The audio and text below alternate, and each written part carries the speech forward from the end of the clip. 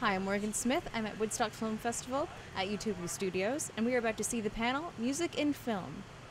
I wanted to tell a story about a father and a son, but I wanted to do it through music. I wanted to tell a story about how a son has to carve his own identity, find his own way, and I thought, well, if I could do that through somehow the clash in music, that would be a great way to do it.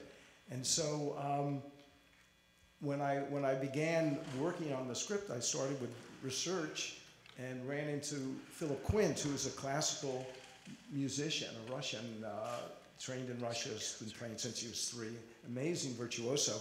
And he had so much charm and energy and charisma that I thought I would risk casting him, even though he wasn't, he'd never acted before. But music was so central that I wanted a real musician to play that part. I didn't see how I could ever fake that kind of virtuosity. And so Philip came on board, and he started taking acting lessons, and by the time we raised the money, he'd have a lot of acting lessons. How long? We had 2 categories of challenges. One, we had quote-unquote classical music. What happens in the film is they start as a quartet, and gradually they all kind of drop out until the second violinist is stuck playing by himself. So we have Philip Quinn, who's a world-renowned, probably the best violinist I've ever been in the same room with. And one of the subplots is his teacher at Juilliard is this beautiful pianist who falls in love with the Philip Quinn character's father. So that's sort of a sub-romance there. And as David said, some of the musicians like Philip Quinn are, he can play either live or pre-record or fake his playing very, very easily, perfectly, never a problem. One of my favorite stories is Carolyn McCormick, who plays the pianist. She came into the film and said, I don't know anything about music. And we said, no problem, we'll figure it out. We ended up, she was very good at being shot from the other side of the piano, and she was very good at mimicking without seeing her fingers. And we had a real pianist come in and put her hands under her arms, and we shot the fingers.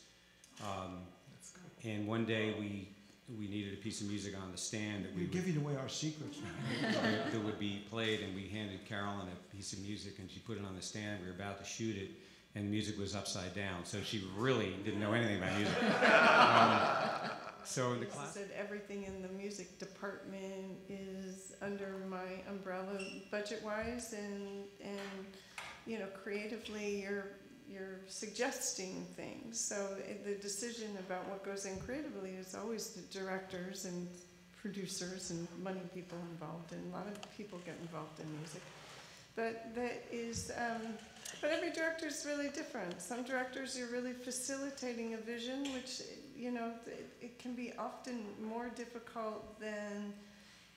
I want this, and I go, okay, I'm going to have to try and figure out how to bring all this together without any money. I do mostly independent films, so music is very expensive. I think that's what people get really lost and confused about.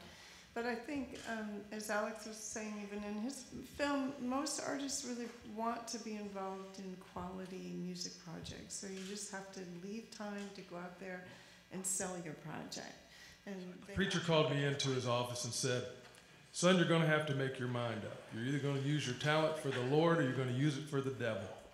And so I was ready to give up church and Chattanooga, and I said, well, preacher, the devil's paying me $25 a night, and I'm singing here for free.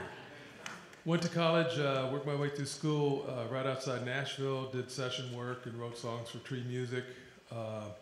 When I graduated, didn't want to get drafted. Went to the Atlanta Pop Festival, which was the festival in '69 that preceded the Woodstock Festival.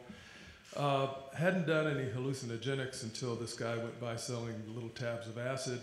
So I decided I'd buy one.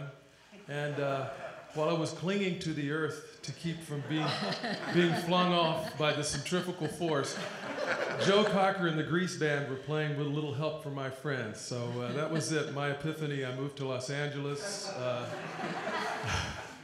I was a singer-songwriter, staff writer for Warner Brothers for 9 years, did 4 albums with various bands that I organized, and the last band I had, that was in the 70s, last band I had early 80s, Cheech and Chong were at a club, came backstage, hey dude, you want to do some music for a movie? And I said, sure, and that's what I'm doing. I've been doing that for the last 30 years.